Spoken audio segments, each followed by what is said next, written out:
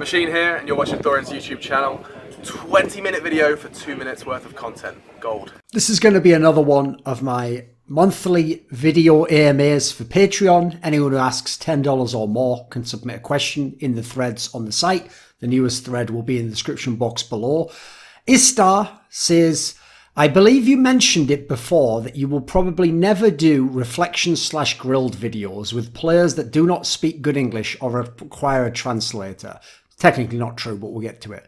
If language was not an issue, which players would be on your Mount Rushmore of must interview across all of the games you followed? Hopefully this does not break your rule about mentioning player names publicly, as this is about interviews where the language is the barrier rather than unwillingness. Right, in terms of the first part, first of all, there's going to be no more grilled. That was a feature I did for Acer Esports, and just to avoid complications with copyrights, even though they don't have any right now, I just changed the series name and there's no issue with Reflections. So it's Reflections of the series now. In terms of the idea that I wouldn't do it with people who don't speak good English or require a translator, that's not true. I've done it with people who require a translator. It's just that it makes it a lot more tricky to arrange. And quite frankly, if I can't myself actually schedule the interview, most times I'm just not going to pursue it. I prefer to know directly that the player wants to do the interview, not have his manager or coach or team try to pressure him into doing it. I don't think that makes for a good interview typically. So in terms of the idea of players across all the games I would like to interview, I don't think this particularly breaks the rule about mentioning player names, because as you say, 99% of these just probably are never going to happen. So I don't think it's even really a big deal. It wouldn't even matter if word got back to them. So I'll start with StarCraft Brood War. Listen, let's be real. It's going to be people mainly from Korea or China on this list. So I think from StarCraft Brood War, I would have to go with I Love Uv, the legendary macro Terran. Also was a coach in League of Legends. Seems like a very brilliant individual. Has such a unique way of not only conceptualizing the game, but how he adapts to find new strategies that can find success in the game, even with how he actually coached his particular team in League of Legends. Africa Freaks was very interesting a couple of years ago. Bisu, another T1 player, actually probably the best Protoss player ever. I think a contender for the best Brood War player ever. It's just because he played Protoss, they simply just do not have as many titles. I think he was a very interesting guy, and also he often came off as a bit of a mimbo, a man bimbo, he didn't seem like he was that articulate. But I think that was also because he was a little bit of an awkward person, and the people interviewing tended to be fans or more on the social side, and they didn't really know often how to dig into the depth. I feel like if you came with some specific examples, you could get a lot out of this guy. I would obviously pick Stork, another legendary Brood War player, a guy who actually is fairly articulate, but again, I would love to be the guy who actually kind of got to him in a way that went outside the Korean narratives and gave kind of my own perspective. I'd like to see what had come off that, because when I did my interview with JDubs in the Reflections series, I thought that actually worked very, very well. It was only a lack of time that stopped me from making that an enormous piece. I thought it was one of the best reflections I've probably ever done. He did a great job answering. A name that I'll probably never be able to get, sadly, to go on record would obviously be Savior. Again, another contender for the best Brood War player ever, legendary Zerg player. I'd even love it if, as a Westerner, sadly in an honour culture like he comes from, probably never participate in this. I'd even love to ask him questions about the match fixing, get his thoughts on that, maybe be able to crack him open a little bit in that regard, ask why he did it, his motivations. I've heard some amazing anecdotes behind the scenes about who he was as a person, some of his character flaws and strengths that I think you could really bring out in an interview. I think the last name I'll mention is going to be Nada, arguably the greatest winner in the history of Korean esports, quite frankly, but certainly Korean StarCraft. Another guy where I think if you really knew what you were talking about with old school builds, the secret to interviewing Nada is you want to really get to know about the period of 2002 to 2004. You don't want to do what everyone else does, which is ask him now as a veteran to look back on his career, or just talk about the latter part of his career, or do like they do with Boxer, where they treat them like they're still like a godlike player. That's the mistake, I feel like. From League of Legends, there's a lot, because obviously we have some very great Asian players there. So I would say immediately I think of Score, the brilliant AD carry player back in Season 3 and Season 4, but then one of the best junglers from Season 5 onwards. I think the way he conceptualized the game, his understanding of how to track the opponent, especially if you really had a good translator, you could get some amazing answers out of him. Obviously, a guy who's been second so many times, I'd love to know his ideas on the nature of competition, on coming runner-up versus winning once or twice. There's a lot of interesting things. It reminded me of my AVE interview, I think, from 1.6 on Fragbite. I'd have to pick Name, the now often forgotten AD carry, who at one point in time was on course to be the best AD carry to ever play the game, at the same time when most people thought Uzi was in his prime. So I think he's a very interesting guy. I love the way he adapted his career, actually. He kind of did a reverse Deft, if you understand the way Deft's career went. Thought that was very interesting. Wei Zhao, of course, one of my favourite players of all time. One of the best players ever at kiting, quite frankly, and being self-sufficient as an AD carry. I still think a contender for best AD carry to ever play the game if you understand his peaks. Sadly, that will be ignored in the same way as people act like you're not allowed to say Froggen was ever the best player in the world, when he was. I'd have to go with Rookie. I think once we get outside the domain of team accomplishments, which you guys know are not my number one criterion, I think Rookie is a contender for the best player to ever play League of Legends. I think actually more of a case needs to be made for this guy in that regard. It's probably something I'll work on in content myself soon. His partner in crime, The Shy, I think both of them have real contention for best solo laner to ever play the game. The Shy particularly because his peaks are so unbelievable. I think he's the only player whose peaks, along with Rookie, have to be compared to Faker's peaks. Like an Uzi Eyes maybe. Like, those are like the four players who they just go above and beyond everyone else when they're at their peak. Faker himself would be an obvious person. I think especially there's so much you could dig into there. If you could kind of attune yourself to his personality, because I notice he does that thing where he almost keeps like a public persona that stops you getting too deep, and a lot of people are just willing to accept that at face value, and as a result it's the mask behind which he hides his true nature, I think, and often says the right things, whereas I'd like to know what he actually thinks about certain topics. A few more League of Legends ones. I'd say Ambition. He's a guy I've often been a fan of when he was a mid laner. Thought he was actually hard done by on his reputation there because Faker came along. People like no one else counted. I think he had a very interesting mentality, especially because he's actually kicked out some of his best teammates, especially top laners over the years, and then transitioned to jungle and had a very interesting understanding of the map. I think the last League of Legends name I'll pick for now would be Toys. Obviously, Season 2 champion. I know a few things behind the scenes I'd love to get his take on. Politically, it might be difficult to interview someone like that at this point in time. And I'd just love to know what he thought of the competitors of his era, like what his perspective on Taipei Assassins was. Couple of CS names. Obviously, there's not as many because Koreans and Chinese aren't as relevant, but I would say Zeus has got to be one because, I mean, his English was just never good enough and he never really showed any interest in doing big Western interviews. But I think actually he was one of my favourite in-game leaders of all time, even to the end. And someone I think there's so much you could break down because he's matched up against pretty much every good in-game leader for the last, 12 years at this point in time. Like, that's pretty impressive. So I think there's a lot you could ask him about, a lot of different great teammates he's played with, a lot of amazing major finals he's been in. There's so much history you could cover there. And I think lastly, I'll pick Somebody, the Chinese player for Tai Lu. I think his view on the game, for me, his DNA is what has made Tai Lu a not good, but an interesting and a sometimes dangerous team for the last few years. So I'd love to see how he thinks about the game, what he thinks about the entry role, what he thinks about the European meta and how they play CT sides, what he thinks about how Astralis plays, so contrasted against his own. And then I'll pick a couple of Dota players as well. I think the main Dota players that come to mind for me would be the player Light of Heaven from the early days of Dota 2. Seems to me like a player who legitimately deserves to be in that like genius category, just a natural for the game, but also kind of like Diamond Prox has a very unique way of thinking about the game, and when it's on, makes it look like the most effective.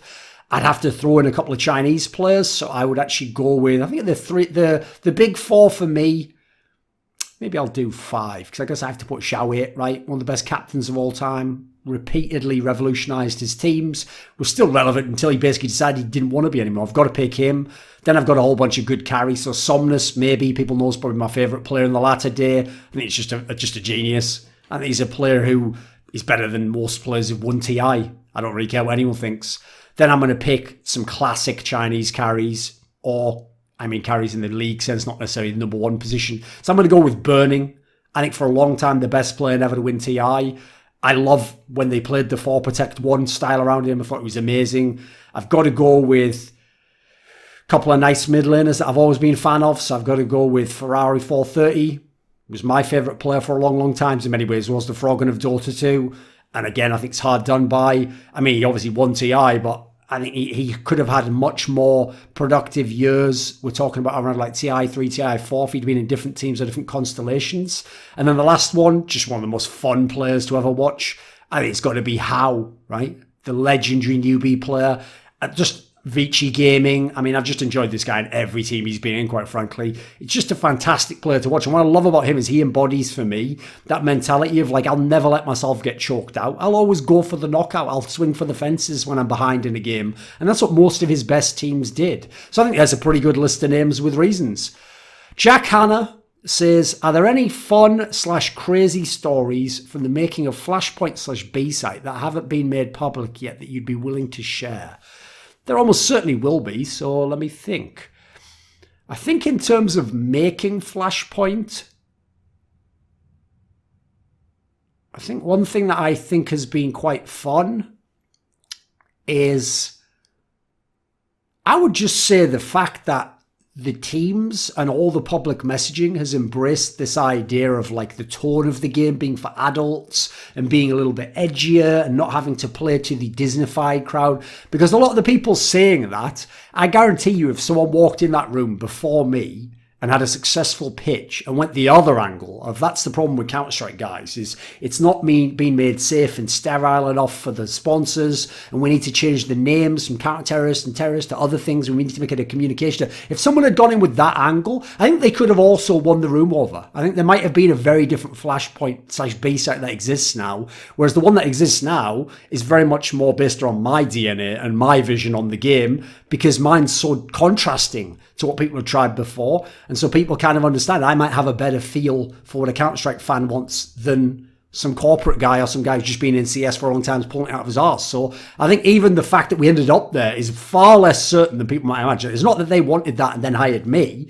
It's that they were talking to me. I convinced them of that, and therefore it necessitated hiring me. It's that way around. Don't get the cart before the horse on that one. I'd also say, in terms of the Flashpoint/B-Site stuff, in terms of fun stories, I mean, the big problem is there weren't as many as there could have been, because obviously the whole lockdown thing meant we couldn't meet up as much and couldn't do a lot of the other things we wanted to do were based around that.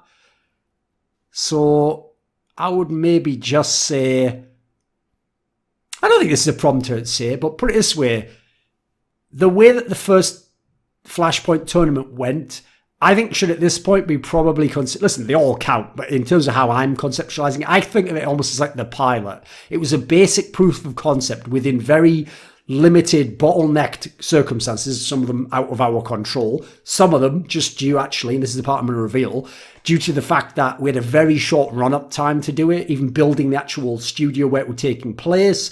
There was areas outside being constructed still. That stuff was done in the days running up to it. That's one of the reasons there were so many tech problems. Some of the audio issues, I think, were due to the fact that there wasn't more time to be in the studio to test everything, to really like troubleshoot every area of the circuit as a metaphor. They're not the literal electric circuit. So I would say if people really knew how short the turnaround from moving into the place and then running Flashpoint was, I think they'd actually be more impressed that there were less issues. Like, it reminds me of some of the old school LANs where it's amazing that you can pull off an ESL1 clone without bigger issues, because maybe now you can set up a week in advance, even though I don't know about that because they're probably renting the stadium out. I think it's just that they've perfected and made efficient their way of moving in, and they've used that venue enough times that they know all the details and have ironed out all the little issues. Because when you consider the roadshow nature of esports, it's amazing that we pulled some of these events off and that we don't have events that just never get finished, etc.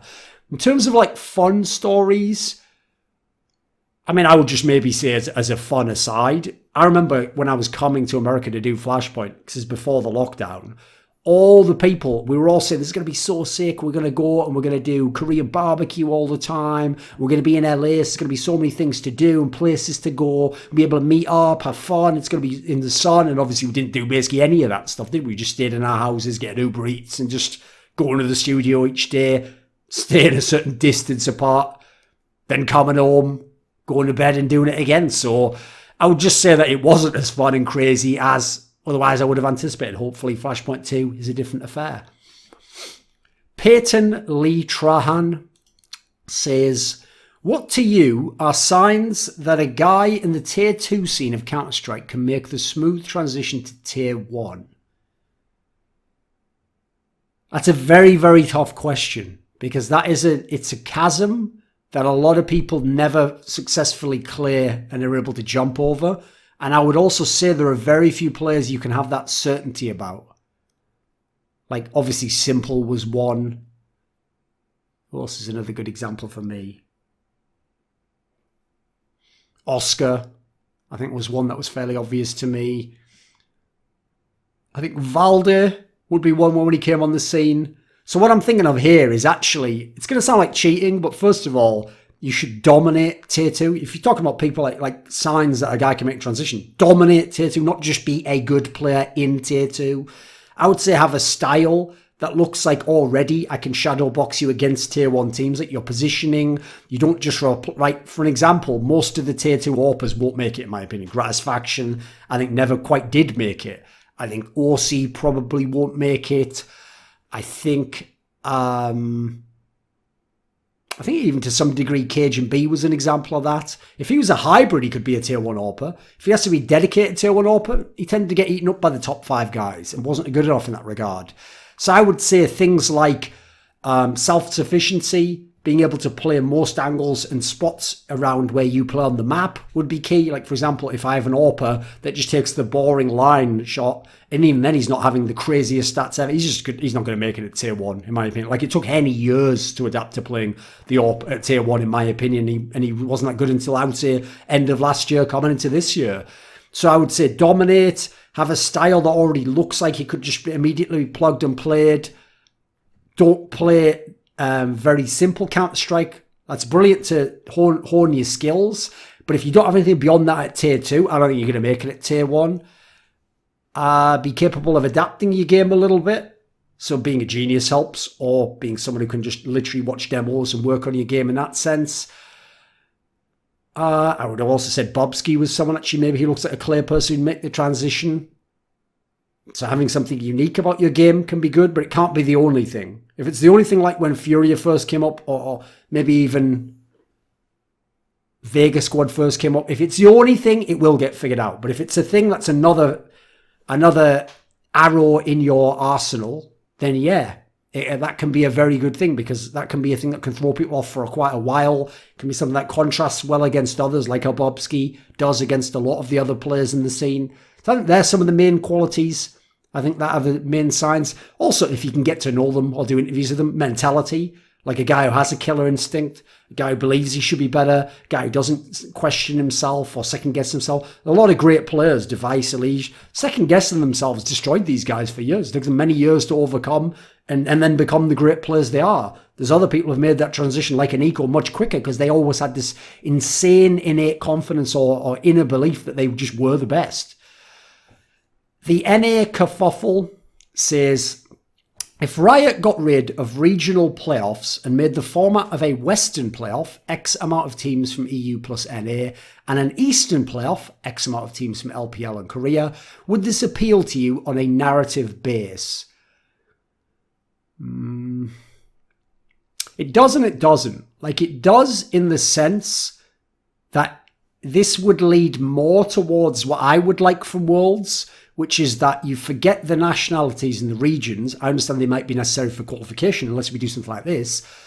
And you make Worlds more about literally trying to get the 16 best teams in the world, or whatever number you want, 24 or 32, depends how big you want to make it. And then have a world championship that's more like TI or the major. I know TI is somewhat limited in the sense that they have their own regional qualifiers, but also the circuit means that you could still have like 6 Chinese teams if you do it right.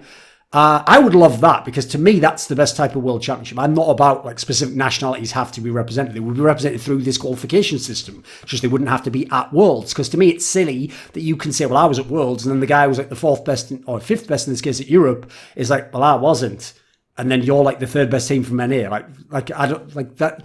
It feels like that should mean something, but it actually doesn't. It just means I was 5th in Europe and the other guy plays in North America, an easier region. So I would like it in that regard. In terms of what they're currently going for in League of Legends, though, like what the World Championship represents and the fact that it's supposed to be representative to the regions, I don't think it would be as good. Like, it would mean a lot less NA teams get through. It actually might mean, in my opinion, that more Korean teams get through than you'd expect. I think maybe only a couple from LPL would get through. Controversial opinion. I also think if you're going to be fair and do this system, that I don't like it if it's really the same amount in the Western playoff as the Eastern playoff. If you want to give more slots to the Eastern playoff, now we can talk. If we can have like 10 teams from whoever gets out of LPL and Korea, now I'm in. That sounds really exciting and would make a world championship that could be one of the best tournaments ever held in esports. So I'm up for the idea. I like the basis of it. I don't think it'll ever happen. And I don't necessarily know we should even have leagues if we're going to do that. Like if this was like a spring tournament that led to an MSI and make MSI different, maybe MSI is the pure TICS major style and the World Championship's the representative more of a World Cup element to it. Maybe that's a cool way to do it and harmonise the two ideas. Let's be real, Riot's probably not going to do it, are they? But I like the hypothetical. JDubs says, say for the next CSGO major, you are given full control and budget to hire any talent, past or present, for example, Yanko as analyst or Pansy as caster. Beyond today's obvious names, who are some of the historical talent as well as newer rising stars who make your all-star team? Right, so when he says beyond the obvious names, I'm going to assume that means Henry G, Machine, Richard Lewis, Moses, Sponge, Anders, Semler. I'm going to say those are the obvious names. So first of all, I'll say Maniac. I think he's just one of the best all-around people in the game. He's becoming a very good analyst. As you say, I'd add Yanko and Pansy. Yanko, I think he was the best at combining, having the balls to actually give you real opinion, sometimes contradict other people, but then also analyse the game. He certainly got very jaded towards the end, so I wouldn't take that as indicative of his strengths. I'd say like end of 2016 was when he really hit his prime. Pansy, I think she just over the years developed into one of the best commentators in all of esports. I think by the end of CSGO, it's only the fact that she was being put on the ESL events only, which people thought meant that as earlier in her career, she was being forced into the lineups, means they never gave her her due. I actually think she's great. I would hire her for Flashpoint if she was available. I think she would do a great job on a CSGO major. She's maybe somewhere I'd like to coach a little bit behind the scenes. Have more confidence in yourself. Don't ever think you have to answer to the Reddit crowd, or that if they don't think you're good, you have to say, well, I'm only the play-by-play, I'm not the collar guy. It's like you can do whatever you want. You're just a commentator at this point in time and you're one of the best. I would give her that pep talk, I would hope. I'd even throw in, like, listen, some of these people, by the way, people I wouldn't necessarily want to work with, but I just think for a hypothetical, I think they would be brilliant and they could do a good job. I'd bring back some, as you alluded there, some of the historical talent. So Tosspot was obviously, he's never been like a CS person for me, but he casted many great CS events in 1.6, so he's one of the voices of Counter-Strike history. I'd like to have him involved. I wouldn't have him on the final or something like they did in CSGO, but I'd have him do some of the events. It gives you a nostalgic feel. He could be sensational, of course. Obviously, two names that just can't be involved at this point in time is Joe Miller and Red Eye, but again, they're some of the voices of Counter-Strike for me. They're key figures in the history of the game. I think Joe Miller's one of the best play-by-play commentators ever in esports, including beyond just for Counter-Strike. And I think Red Eye is one of the voices of Counter-Strike, and on camera is one of the best professional figures we've ever had with great technical skills. I'd love to bring Lurpis back. Obviously now he works as a general manager at MIBR/Immortals Gaming Club, so it's probably not going to happen except the odd event like a CS Summit, but I'd like him on the majors. He knows enough about the history of the game and cares enough about the sporting element of it that I think he would treat it with the relevant gravitas of what a major should mean. Is someone I've talked to for thousands of hours about Counter-Strike. I don't personally consider them the obvious names, so I'll say Launders and Scrawny. I think this year particularly, they really have earned their stripes as elite casters, and they're now in the position where they can challenge for top casting duo in the world, especially with how some of the others have been broken up, and I'd love to see them do the major. Similarly, I don't know that you'll ever see him on another major. It depends who hires for the major, I guess. It depends which TO gets it, but I would obviously, top of my list for color commentators, will always be Sadakist. Again, this is a hypothetical, so I can ignore anything about who does or doesn't want to work with him, but I will just say you haven't seen him hired for many events this year, sadly. Well, I think he was the best. Listen, there's plenty of reasons. I'll just leave it. All I'll just say is this. There are reasons in his own career as to why it's going to be more difficult to hire him for massive events like this, but I think he was the best. Again, just looking objectively at the output, I think he's the most satisfying person to listen to talk from a play-by-play perspective about Counter-Strike, in my opinion. Similarly, I wouldn't want to work with him at this point in my career, but I would have to include Sir Scoots. He's a legendary figure within Counter-Strike, one of the Like, not in terms of on-camera talent. He was often just doing that role when we needed someone, but I enjoyed working with him. I mean, I'll be honest with you. It's because if I wanted to be Kobe and I wanted to get the ball all the time, he was going to pass me the ball all the time. So, yeah, he could be the John Stockton to my Karl Malone in that respect. Just keep passing me the ball all the time. Yeah, brilliant. Let's work together. Awesome relationship we have. And like I say, he's a legendary figure. He's there from the very beginning of Counter-Strike. I don't think I would put like Maui Snake and Hawker, guys I've sort of discovered more recently on the major, because I just haven't done enough tier 1 events yet. I think you kind of have to earn it in that respect. You have to really prove basically you wouldn't just fall apart if you were put on a major. So I'd have to see more events from them. I think as stats people, I'd love to hire SEO and Dust and bring them in and have them doing some stats stuff. And that would be really cool. So that's kind of like my all-star talent. Again, I would hire all these people. I would just say if I'm Valve, I've always said this, just like Dota, one of the things I've mentioned this in the past, I always thought it was so cool that so many players and teams and casters and stuff, even when they were done with their part of TI, just hung around and stayed and watched the event live and were part of it and were making comments and enjoying it and doing tweets and stuff. I've always thought it should be a festival of Counter-Strike in the same way as that's a celebration of Dota and what it means. Kristen says, do you think that TSM have the potential to become the MIBR of LOL? Well, they've already got the appalling fan base and they already incite them a lot and use them as a personal army. Oh, you meant in a different way. Yeah, let me continue. Can you see the core of Doublelift, Bjerg and Bio becoming virtually unkickable and all the team's issues getting blamed on the other two members, of course, or of course just the jungler? Right, first of all, I wouldn't include Biofrost in that particular group. Like, listen, if Doublelift wants to do Biofrost tomorrow, I'm pretty sure Biofrost won't be in TSM for that much longer in his career. I don't think he's essential in that way, just because he was part of their core in the past. I mean, let's be real. I think even if they kept Doublelift, they probably would have considered removing him and bringing in, maybe they could have tried Mithy on his own, or some other superstar support. I mean, initially, obviously, they tried Yellowstar before Biofrost, so I think there's a world where maybe they go for a Korean name there or something. So I think Doublelift and Bjergsen are the two that you have to worry about becoming the Fur and Fallen of the team as it works. Let's face it, they already let Taco go. So I think in that sense, yes, you probably do have to worry about that, especially because it's going to be too easy in League, a game where your stars numbers will go down when your supportive elements fall apart, as you say, to just blame the jungler or the support or the top laner and kick those players. And let's be real, as long as you have Doublelift and Bjergsen in the team, I think you're going to struggle to have really good carry top laners.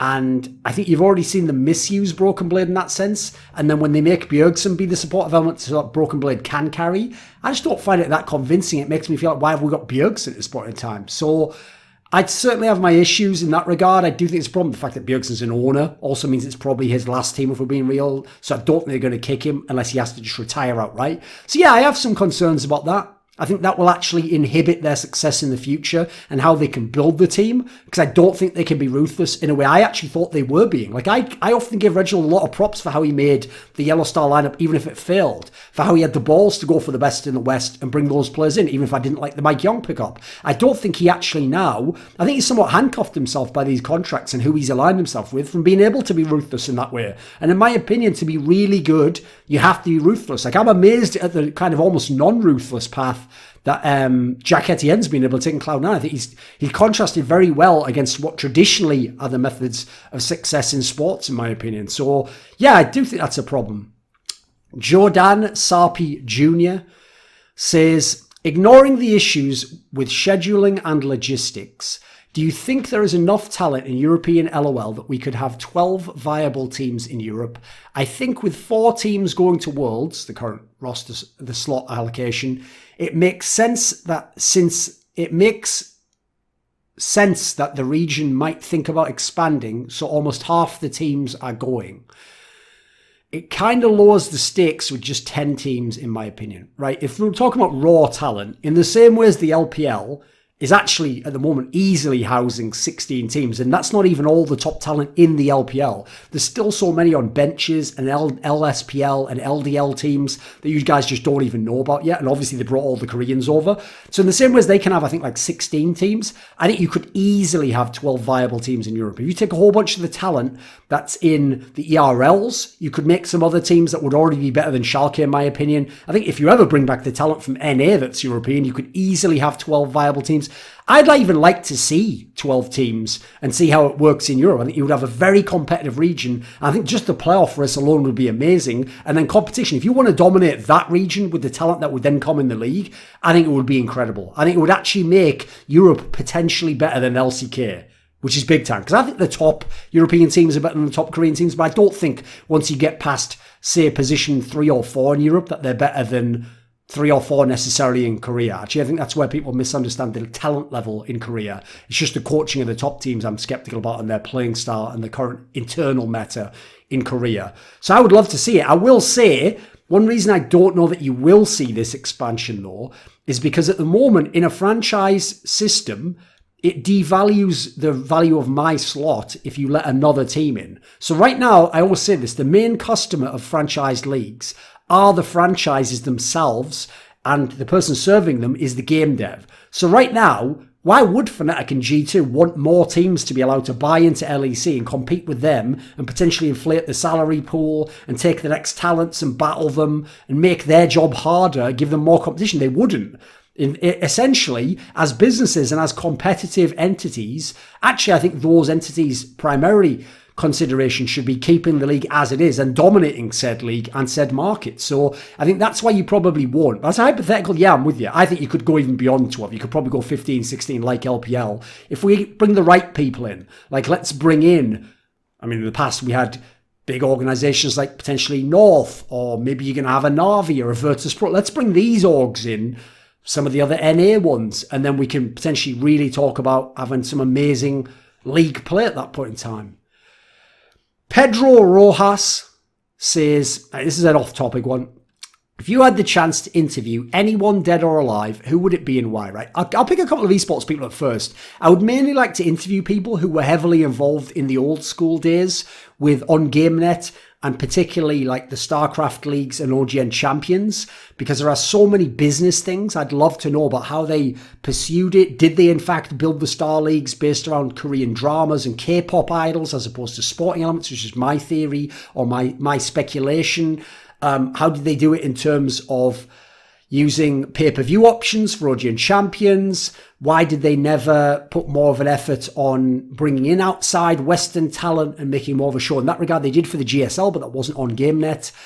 And OGN champions obviously briefly did that when it was mainly the Zubu people behind it running that.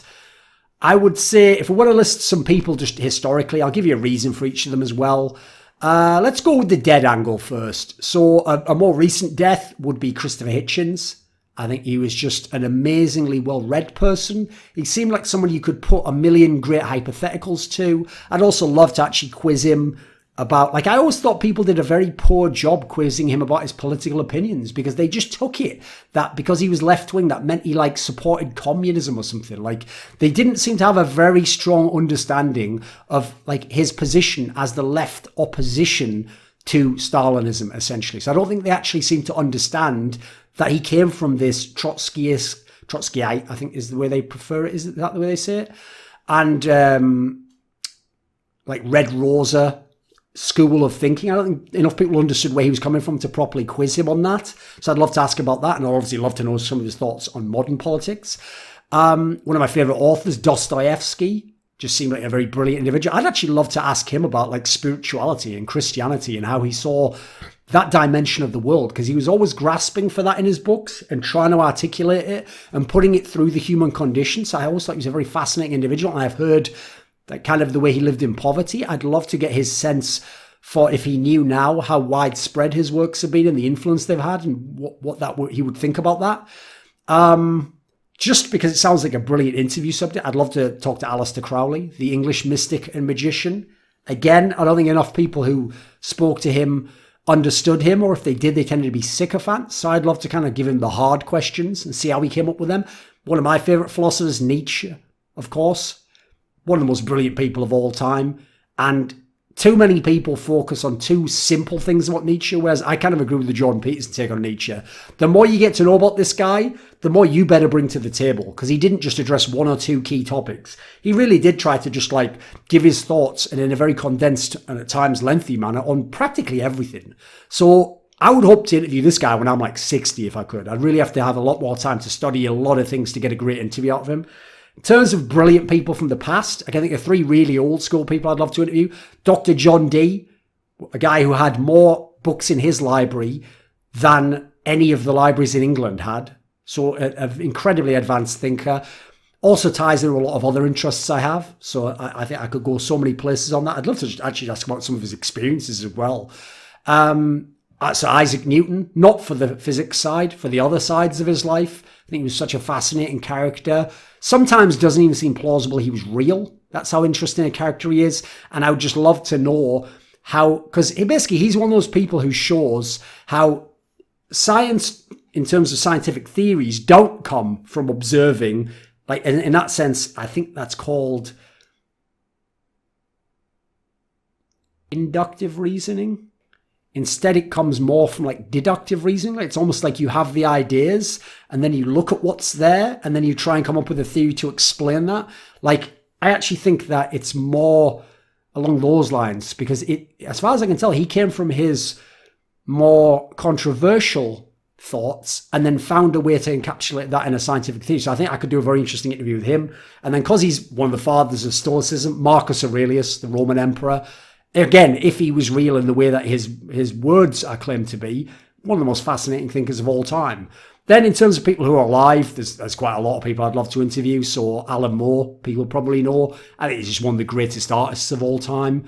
And again, he lives, because he's disconnected from the internet and he seems to just get like words from some people about what certain things mean online. I think I could hit him with some really unique questions he's never thought of. Similarly, Grant Morrison, because he's a guy who's at his best normally when it's a rubbish interview and he just takes over and answers however he wants to. So I think he would actually be I think I could make him curious enough to go really deep on certain experiences and thoughts he's had, where normally he has to just go into, right, here's one of my bits. So someone asked about the Invisibles, here's my bit about the Invisibles. I think I could take him all sorts of places. And I also am quite aware of a lot of the books he's recommended on reading lists. So I think I could kind of go into the areas, stuff that's been the grist for his mill and really go deep on some of those topics in quite a fascinating way.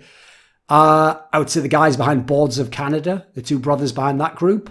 Again, I think music journalism and music interviews are some of the most boring in the entire world because they're done from that sort of like newspaper angle of like, oh, and here's the latest from Boards of Canada. What do you think about the charts right now in music? Like, I find that boring as hell. So I think I could go from a really interesting, like, philosophical perspective with those guys because they seem like kind of deep thinkers in a way, and they try to encapsulate feelings in their music more than thought necessarily. Similarly, a whole bunch of musicians I can go through. So Aphex Twin, Richard D. James. I just know so much about his career and so much about his work and even some of the genres of music and subgenres he's interested in. I think, again, it could be refreshing and you could get a lot more out of this guy because he's another guy who presents a persona to journalists and even lies because he thinks he's funny and he's a bit of a troll. So I'd love to actually go deep with him, even on some of the technical aspects. I'd really do my homework on that. Roger Waters of Pink Floyd. For me, he was the mind behind Pink Floyd. It's funny, in the early days, I only liked the really commercial stuff of theirs. But as time goes on, like a lot of great artists, I kind of get that Hunter S. Thompson thing. It's like, I just buy the ticket and I take the ride. Like, I just love where he went with a lot of his concept albums and a lot of his solo stuff and his vision for where Pink Floyd ended up when he basically killed the band and they just continued without him. I think he's just such an interesting guy, even though I disagree with a lot of his political thought, just because he's very much, like, for me, he's one of those guys who feels like he's stuck in the 90s in newspapers and doesn't necessarily know you can access a lot of information on the internet. But I do think the way he articulates himself is always compelling. I'm always interested in interviews that he does. On similar lines, Kanye West, like, maybe I'll save this for a private video or a side channel video rather. But when Kanye West says like he's one of the most brilliant or the most important like living artists today, if we add in cultural influence, I think he's probably right. In terms of artists that have lived in all history, like, is he Leonardo da Vinci? That's probably pushing it a bit, but I do think he's a lot more brilliant than his naysayers will allow him to be conceptualized as, put it that way. And I also think, again, he's someone where he's so used to dealing with pleb journalists. I think I could blow this guy's mind and really take him into the deep waters because he obviously is willing to go there. It's just you've got to kind of like lure him into those deep waters if you want to go where I'd want to go with him. I think we could really go into a meta-historical interview if I interviewed a guy like that. One last musician, I think I'll say Noel Gallagher. I think he's one of the most brilliant songwriters of all time. I know he does a million interviews with that guy who's his mate from that radio show, but I don't find them that interesting because they're just sort of two mates talking. They're more like a podcast. It's almost like the Ricky Gervais podcast back in the day. I would love to kind of get very metaphysical with this guy on songwriting, how he sees music, some of the great bands. I just love to go through some of the great bands with him, not the Beatles, which everyone's done. Some of the other bands that he's interested in, which he definitely is always willing to touch on those things in interviews, but again, the interviews just aren't good enough. It's actually amazing how bad interviewers are in the world, right? It's why people like Charlie Rose, who have massive character flaws in terms of as an interviewer, look like the geniuses compared to the other interviews, because they at least just sit down with the guy for an hour and are willing to go places. Like, these other guys are just boneheads asking the most 101 questions that you could have Googled. So I'll say one last person. I'll pick one last author because he's alive still, which is Hakeem Bey, because listen, I've done Ramsey Dukes, I've done a whole bunch of the people I want to interview, but even though there's certainly some reasons about this guy as a person that are dodgy, that I would have to put out of my mind, in terms of his work and his interest based, some of it I find very fascinating. I find some of the things that interest him that are very niche to actually have massive potential to be interested in terms of the modern world. It's just that they seem so niche. You'd have to know the connecting threads as to why they are interesting in the modern day context. But a guy who's got an amazing body of work as well. Underwater Gypsy says, do you think that Caps could play any position in the game? No. I mean, if you're someone who's coming from the school of like Dom about Perks, like they could play any role in the game. Like, I'm not even sure Perks could play more than the three main carry roles. I think he could probably play AD carry long term. I think he could play top lane. I think he's just so smart. I don't actually know if he could play support or jungle. I know people are going to buy it. It's a shot calling to captain saying, listen, I'm talking about if you want to be one of those in that team, you should be one of the best in the world at your position, not just a shot caller and a carry. So I don't know if he could play it for G2. Now, could he play it for XL? Yeah, maybe. So in terms of Caps, I actually don't know if Caps is appropriate for any role except mid and top. And even then, as top, he's going to be more of a Khan, Hooney, Marin type. But you can play around that. That can be fine as well. I don't know that he'd be a good weak side player, although he could be like a Jackie Love draw, pressure on the weak side all the time. That could work too. So maybe he's more of a whippo. But I don't personally think he was even that good as AD carry. I don't think he would have worked out as AD carry in the end. I think they found a few band-aids for him and they just didn't have to play with him beyond that. Like, let's see him play a few years of AD carry before you convince me that he can not only play AD carry, but for G2 esports. In terms of like jungler and stuff like that, I don't think he would be appropriate at all. Like, I think he'd be some sort of MLXG nightmare jungler in that regard. So I don't think he would be appropriate, and forget him playing support in my opinion. Shantanu Parwa says, building on your last video at the time he asked this question, of course, which is the calls Juggernaut breaks down the walls. BlameF has superstar stats. Why, in your book, is he just a good player? Right? Just as a piece of context, if you want to build in a question for me, give me like a few of the stats. What do you mean by that? Like, what do you mean by he has superstar stats? Like, I've said that the stats should be part of it, sure, but I didn't actually specify exactly the criteria, which metrics, because when you say he has them, I now have to take that as a premise. So I'm actually going to disagree with that premise, but I'll explain why in a minute. Why, in your books, is he just a good player? So I guess I can address that, right? First of all, in terms of the idea he has superstar stats, I don't actually think that's true, even vaguely, at all, on a factual level. As in, if we go to hltv.org now, I've just done it right now, and I go to BlameF's page, and I go LAN filter, and I look at 2019. Looking against tier 1 opponents, not superstar stats. Right, now I go and I look 2020, right? And I'll take LAN again. Nowhere close, actually. Very poor stats. I mean, he only played 12 maps, but actually he didn't do that well in Blast Spring, if you didn't notice that, and in the DreamHack. So then, okay, let's count since he was just ending Heroic when he was causing those big upsets, through to now. We'll just do LAN again. We can't count online because online doesn't make you a superstar in my book. You'd just be an online superstar, wouldn't you?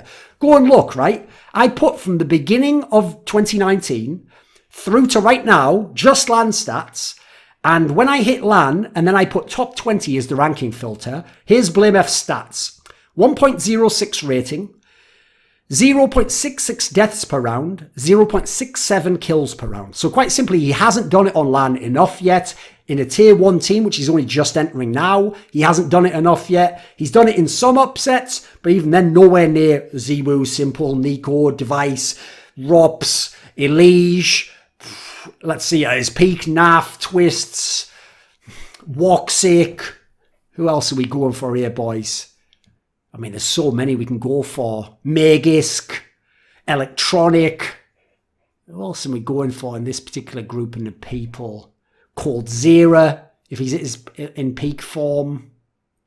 There's so many names I named before I get to this guy. He's on the trajectory to maybe do that. I personally think if he settles more into being IGL, he'll just have these stats and he won't progress more, or he'll get a great in-game leader on and maybe he'll become a great individual frag. I hope he doesn't go the happy route and dissolve in that sense. So basically, yeah, there's the reasons why. I kind of explained to you why. He's got to do it on land for me.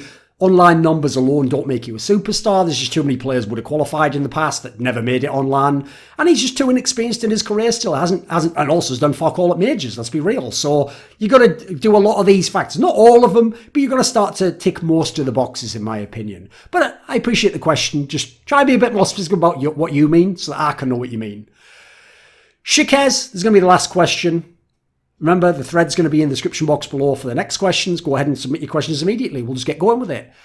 Shikez says, what would your dream lineup be for a Kerrigan team? Love this question already. One of my favourite in-game leaders and the one that I want to see get a major. What players do you think he could get the most out of and set up his unique system around? Right. It's key to understand that in FaZe, I think he was pushed by the virtue of the personnel and him shaping his teams around his personnel to the limits of a simple, loose version of his style. And even then, I think if you look at their success with him and without him, his genius as a caller in the moment of the game, I think was a heavy, heavy part of why he was able to get so much even out of that team. So I think people underestimate what he brought tactically to the team. But when you look at when he was in TSM the years earlier, and they were the best team of the world, arguably the best team of the world, better than Fnatic at certain points in time, at least head to head, I think he had more of a hybrid style of like some tactics with the strength of the stars, with some fragging, winning you the game, very strong map pool. So I would say I would go back to the hybrid style. So first of all, let's do two lineups, right? First of all, I'll make you a Danish lineup. If you ask me to put Danish players around him, I'm putting these players around him. Number one, Config. Because I feel like he would be the best in-game leader to get the best out of Config. So it's a shame he's actually never had him. I think if he brings Config to his peak level and he uses him well, Config will have the kinds of numbers Nico and FaZe Clan had. That's the level of... We're talking about a contender for best player in the world. So I would love to see those two hook up. I think they're two players I'd love to see win a major together. After Config, I'm going to go Device. He had Device anyway, and it was actually under Kerrigan that Device... something I discussed privately with him, became a primary AWPer and started to learn how to T-side carry the AWP. He already knew CT-side how to play his spots, but T-side he wasn't as sure, and he actually became an unbelievably good... I think he was actually, in some degrees, a better peak individual player first half of 2016, when actually the team was falling apart and he was hard carrying them at tournaments like DreamHack Masters, Malmo, ESL Pro League, Season 3 finals. I think he became a monster then. So actually, if you gave current Device to Kerrigan, I think those two could hook up so well. I don't know if Device would be the best player in the world, because I'm going to make Config the best player in the world in this team, but those two stars in this team are going to be incredible. Then I'm going to have Magisk, because one thing I've always loved about Magisk is I feel like he can actually... He has a game that in some ways reminds me of Cold Zero, but he doesn't need the setup that Cold Zero does. He's so self-sufficient, and he'd be such a god-tier CT side player along with Device. Like, I'm loving this team already. And so I think another player that Kerrigan hasn't had but would be amazing with. And then finally, I'll slot Xipnix in there. He's already had him. He already knows how he plays. Xipnix and Kerrigan will do the supportive elements of this team. I think this team could be number one in the world if we get together. They could win. They could set all the records. Listen, doesn't mean they would. I'm having to speculate here. Now then, in terms of... I mean, first of all, you're going to think we had Device and Xipnix. Yeah, but it'd be different this time around. They're different players. He's different. I don't have any issues as Dupree as a player. I just would rather have Config at his peak do the same thing. And as I say, I think they're more well-rounded players now, so they have a better understanding of the game and actually tactical Counter-Strike. If I'm going with any player, and I don't just have to be Danish, here's the team I'm going to make right now. Bring back Nico, because he's so good. Simple, because he can be the primary AWPer, can be a different player to Nico. And I personally think if you could put Simple and Nico in the game together, I don't think anyone can fuck with that 1-2 punch. I think they could both perform at peak level at the same time. So you give Kerrigan, Simple and Nico. At this point, you can throw a lot of players in the third and fourth slots. And I think Kerrigan's winning majors with them and having an era. So I'm going to put Breeze in there, because in kind of the Magisk Cold Zero type role, I think this guy's so good. I think once you have people like Simple and Nico attacking the sites and him following up, I think he's going to close out so many rounds that those guys just bust wide open. And then if we need someone for supportive elements, for clutches, let's have Xipnix again. I think that's I think both those teams are straight fire banger teams that could actually be better than current Astralis GOAT lineup. Right, so put your questions in the link in the description box for the next video AMA. This video was kindly supported by Jack Hanna, Dean Tanglis, Soliko, Bobby, Spencer Green, Istar, WhattaThings, Xinged, Alexander Rao, Tobias Bernasconi, JDubs, the Puyallup Tribe, Jensen Goh, and of course, a special thanks goes out to my main man, Jerky's Minion. Would you like to suggest a topic or a guest for my content? Maybe you'd like to ask a question in one of those monthly video AMAs I do. Do you want teasers? See who the upcoming guests are for my work? Maybe you want to be part of one of those donator discussions with me each month. Well, if so, put your money where your mouth is and join the Scrilluminati today by the description box link to Patreon below.